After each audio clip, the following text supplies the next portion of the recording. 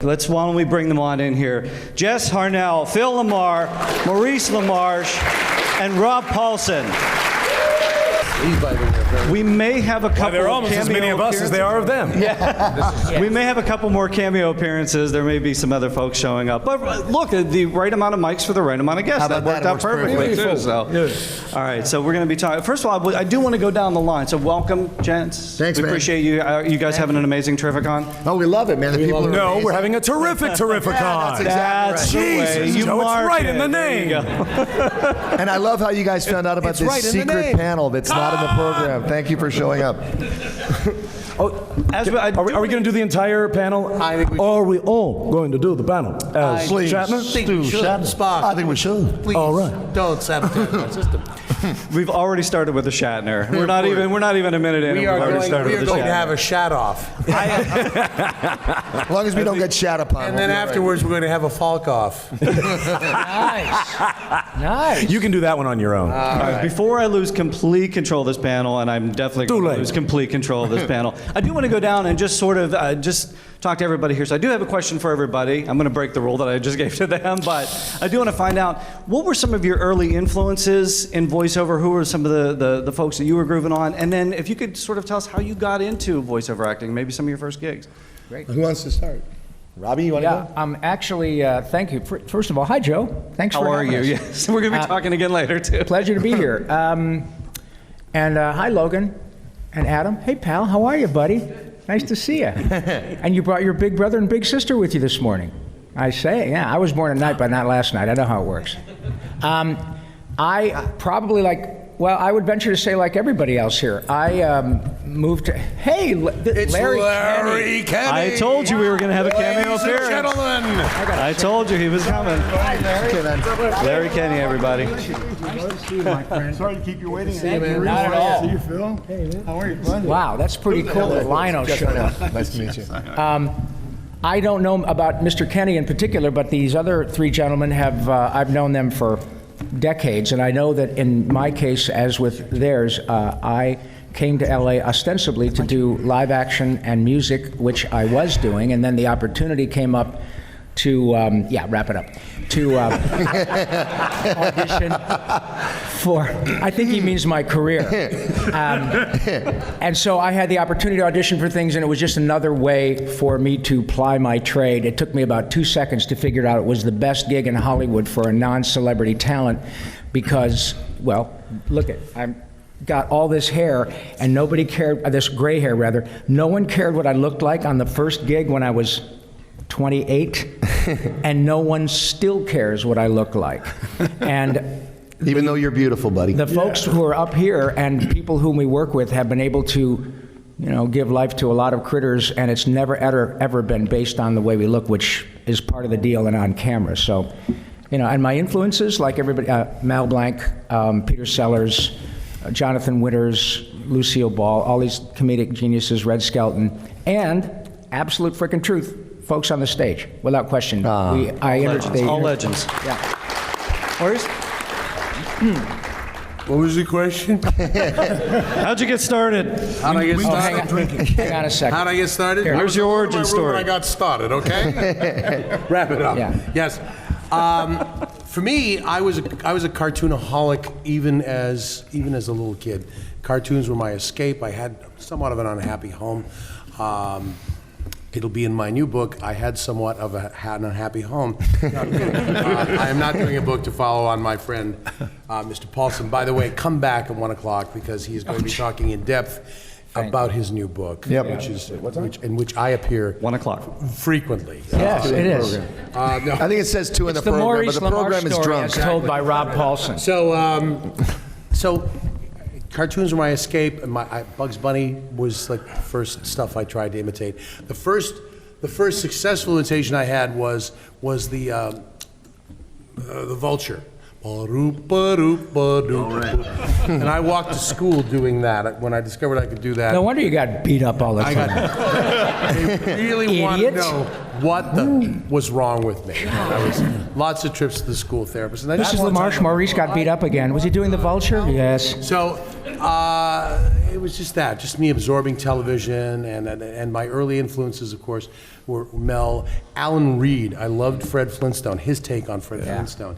I mean, that was actual sitcom acting in cartoon form. And it was He prime time. Mel, it was prime time.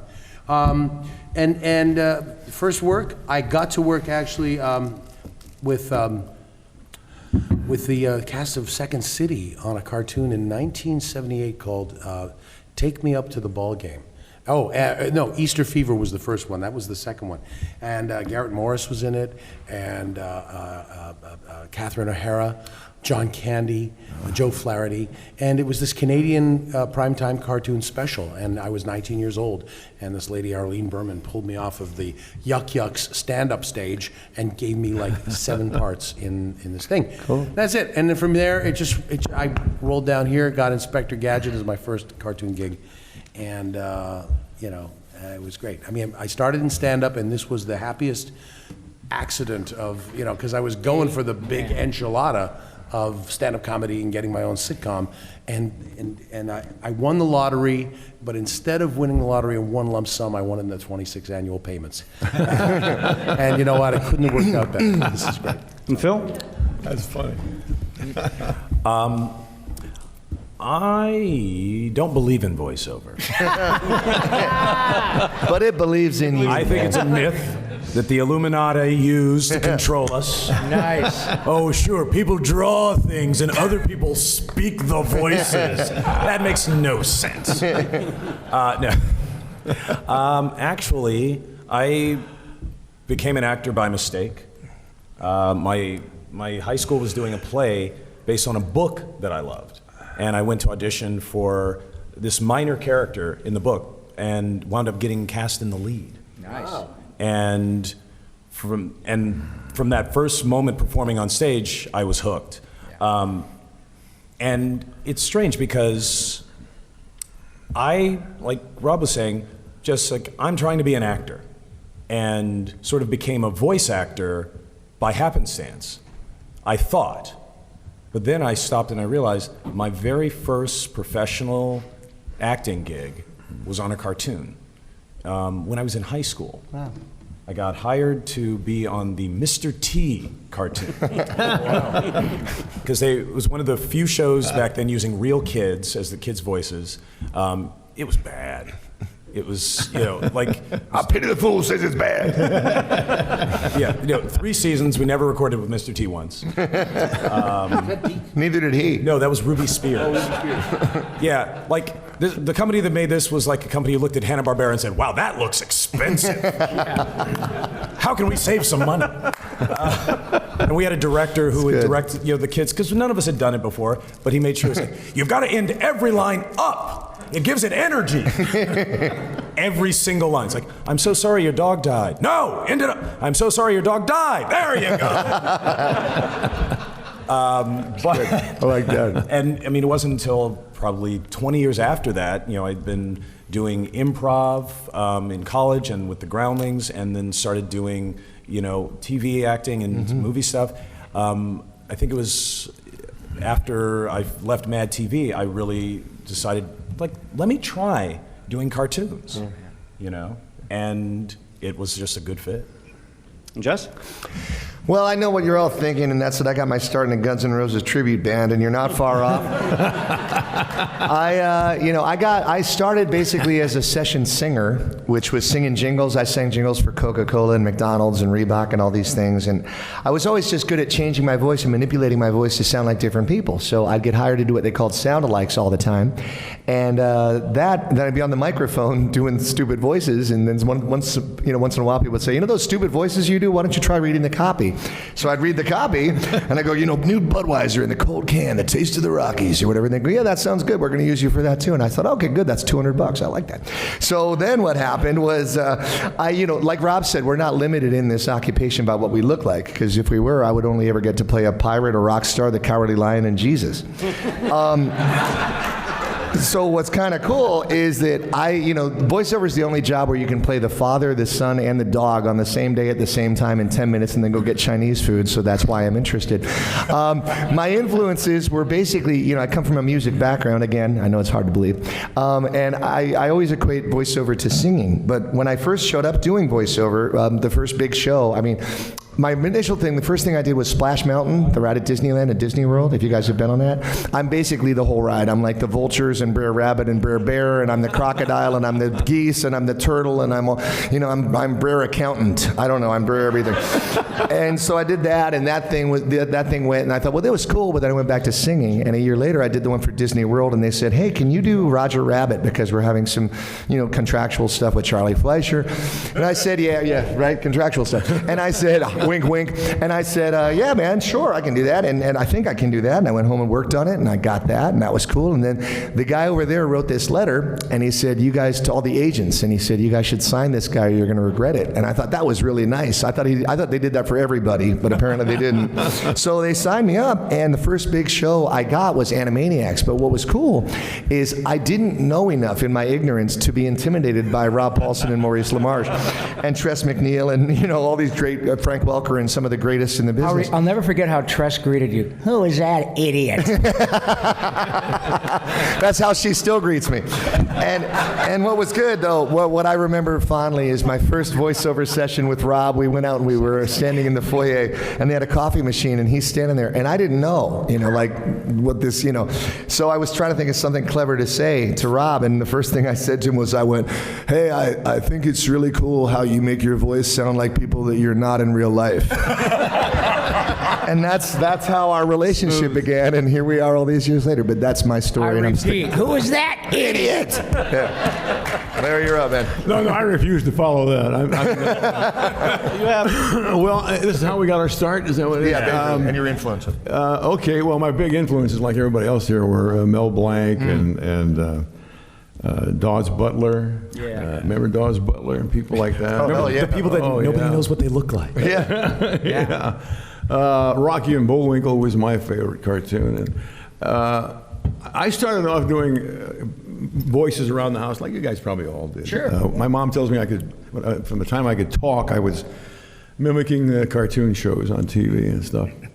And to this day, I wish I had a nickel for, well, I do have a nickel for every teacher or school principal or Yep. authority figure of any kind said to me, Larry, I hope when you grow up, you find a way to make a living with these little voices that you do, and little dumb jokes. Yeah.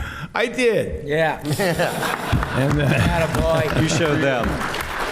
You folks have some questions for this distinguished panel Questions. in front of us. We love Over here. questions. I'm going No, to do they're the just whole here to Phil find Donahue seats. thing. I will just get my steps in today. So if you can tell them your name first, too, and then whatever question you have. Hi, I'm Joe. Hey, Joe. Good morning, guys. One question real quick for Mr. Kenny first. Yes.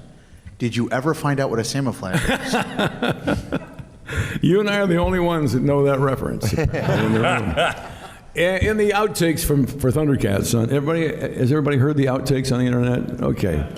Now, there's one these are actual, well, anytime you get a bunch of actors in a room or on a stage or anything, and they're recording something, and somebody makes a mistake, of course, we're all We gonna, beat 'em up. Yeah, beat the hell out of them, but vocally.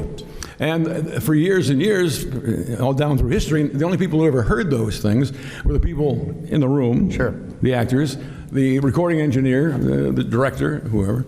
And then I think probably, I've always thought that recording engineers probably keep outtakes, and then when they're having a Christmas party, for example, they say, hey, everybody's stoned or drunk, hey, you guys want to hear what the Thundercats session sounds like? Stuff that nobody's ever heard, So now you can hear them. They're on the internet. Anybody can hear them. And long story short, there's one reference to a Samoflange. In Thundercats, one episode, Panthro says something about, I'm trying to find the Samoflange that fits the Thunder Tank, or something like that. And some dummy in the background says, what the is the Samoflange? What the F is a Samoflange? And I still don't know what it is, but to this day, believe it or not, in New York City, there's a cab driver, and I've never met him, I've never been in his cab. But once every 4 years or so, I'll be walking up Fifth Avenue, and I'll hear this, and I know his horn. And as he goes by, he goes, what the fuck is the Samoflange? Oh my God. I love that. And I always try to, I say, I got to meet that guy someday, but I probably never will. It's Joe. We now have the answer. And what's your, you said you had a real question too. My actual question was for the entire group. We told you not to do that. I'm the only one that got to do that. I will enter you then. No, I was to say just what was your favorite memory of all of your recordings? Like one moment or one line or just one person you worked with. So basically, This is it. so basically, you just asked everybody, describe your life. Of the thousands Real of quick. characters. Yeah. Sum that up. In alphabetical order. Who wants to grab that one? Well, I have one kind of funny one that I love. Earl Hammond, who played Mumra on Thundercats, for those of you who are familiar with Thundercats, played the character Mumra, who was this guy who would evolve into an enormous bad person. Talk like this, you know. Like a politician. Yes, very much like that. And if you know the character, he would start talking, ancient spirits of evil, and the drool comes out of his mouth. That's sexy. That's on television. That's when you see Mumra. Earl actually did that when he was recording the thing.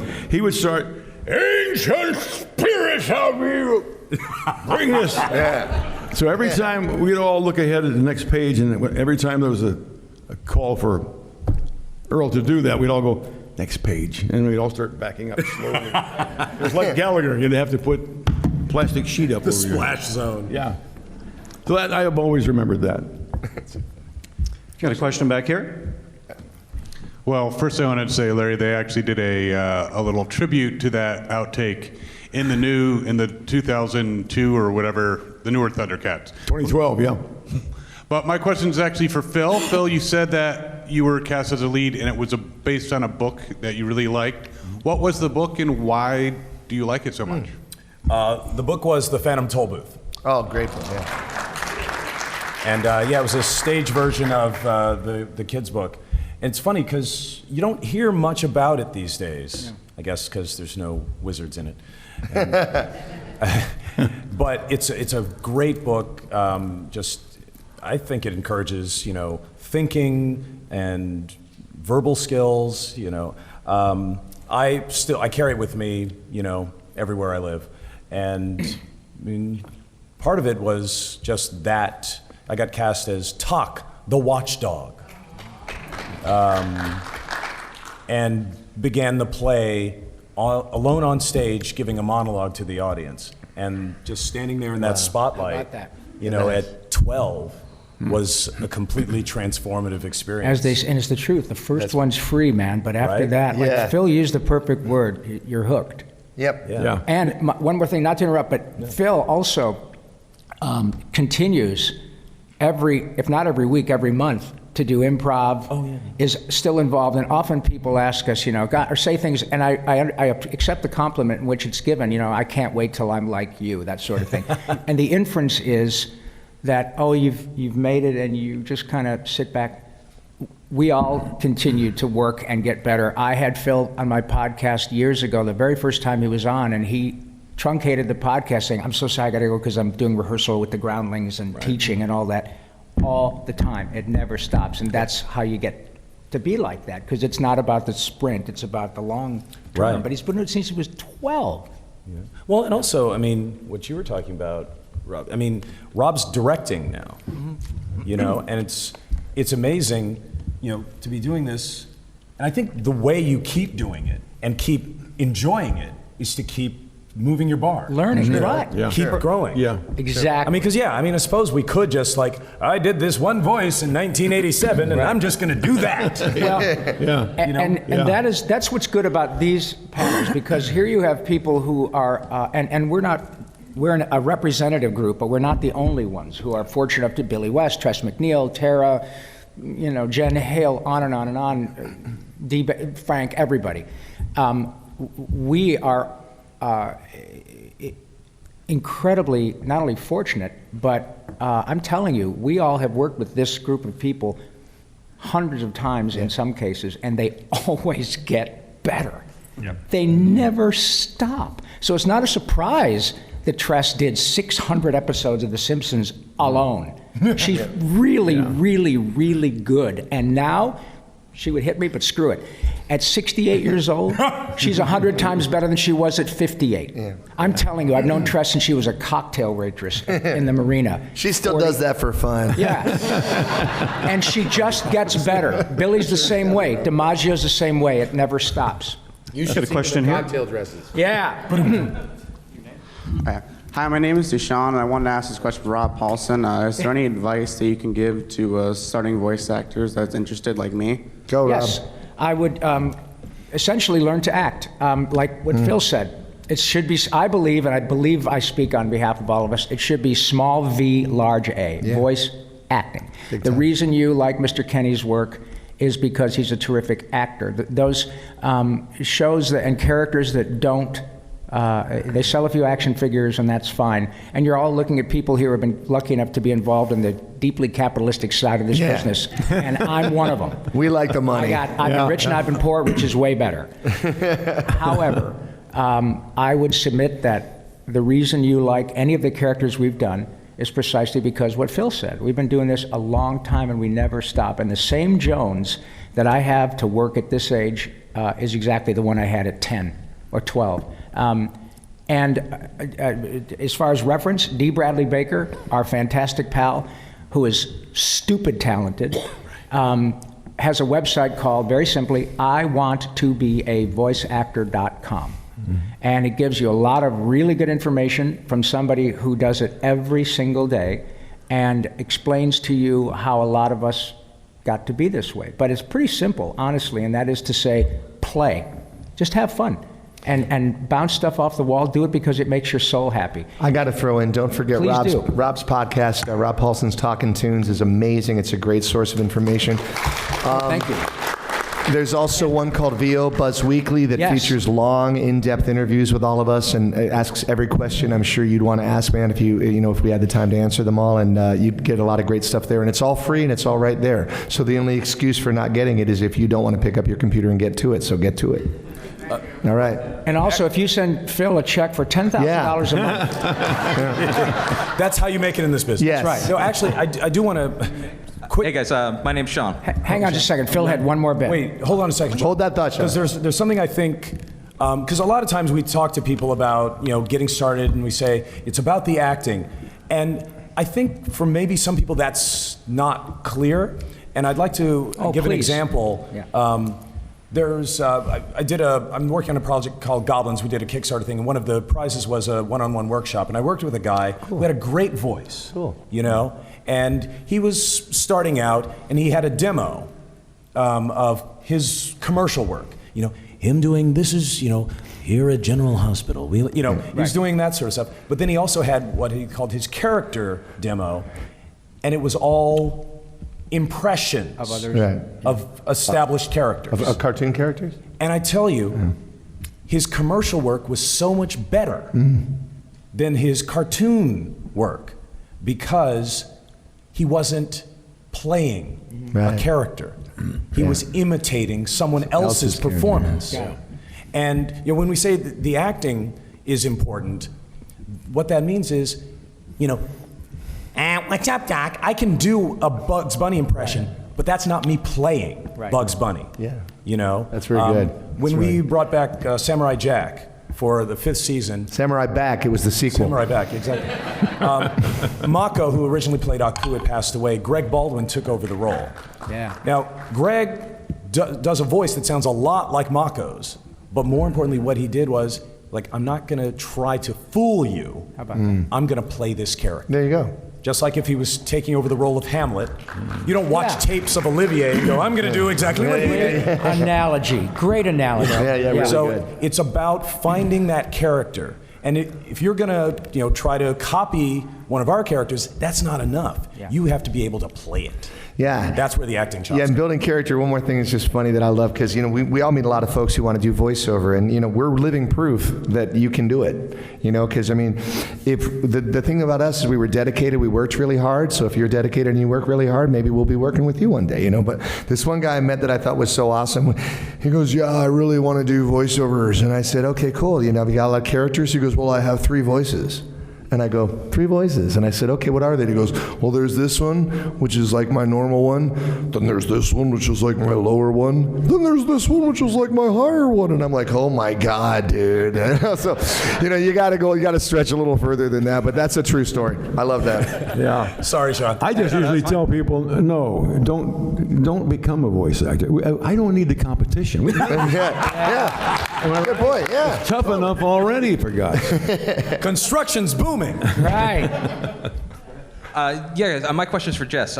Growing up, you were wacko for me. Yeah, I And still now- am, dude. Yeah. He's wacko. I'm not even wearing any pants now. I took them off as soon as I sat down, dude. And what's crazy is now for my daughter, you're Mr. Cedric. What's how it cool like is that? knowing, you're hitting generations now of kids just falling in love with what you do? Dude, that's a beautiful question, and I appreciate it. No, the nice thing for all of us, and I know I speak for all of us, is that, we get guys like yourself, Sean, real nice people, coming up and saying, hey, man, you were my childhood, because 25 years ago, you were watching Animaniacs, right? Well, 5 years ago, kids, and even now, kids are watching Sophia the First and Doc McStuffins and all these other shows that I've done. These guys have all done the same thing. And in 25 years, if they roll me into one of these things in a chair, even though I'm still going to look freaking awesome, dude, they're going to go, you were my childhood. And I'm going to go, God bless us everyone, because it's such an awesome privilege to, whenever anybody says, man, you were my childhood, I say, man, I can't believe your parents let me in your house. But it's such an awesome gift, the fact that we got to make a difference for you and for your little one at a time and became part of a happy memory or a happy bank of memories that you guys will always have. There is no greater gift, and we don't take it for granted ever, man. Right. And that's the truth. Thank you. I love the fact, exactly right. I love the fact that you're entertained by what we do. I love entertaining people. But in the case of Thundercats, for example, which was a different kind of show in a lot of ways, and people have taught me that over the years with letters. Like even before the internet, I used to get letters from people, and now, of course, with the internet, emails constantly from people who say, they tell me in varying degrees of detail the kind of bad childhood they had, some of them, and I know what they're talking about. I know what they're talking about. People say to me things like, and these are 40-year-old people who say, when I was a kid, well, things weren't so good, but when I went into my room for 30 minutes and watched Thundercats, all my troubles went away. That means a lot to me. That's a legacy that I protect very carefully. Yeah. Well, gents, we appreciate your time being here today. We thank you for that. But my goodness, decades of entertainment, just keeping us all entertained, keeping us focused, and continue to do so. And more Pinky and the Brain and Animaniacs on the way, too, right? So we've been told. Okay, so we have been told. Folks, give it up for these amazing talents here. You can see them downstairs or in the next hallway. They're going to be Thanks, at the table guys. signing. Come see us. We'd love to talk to you. We're downstairs doing God knows what. Hi, this is Aaron Ashmore, and you are watching Fandom Spotlight. Be sure to like, share, and subscribe like now. Oh, and have fun and follow your fandom.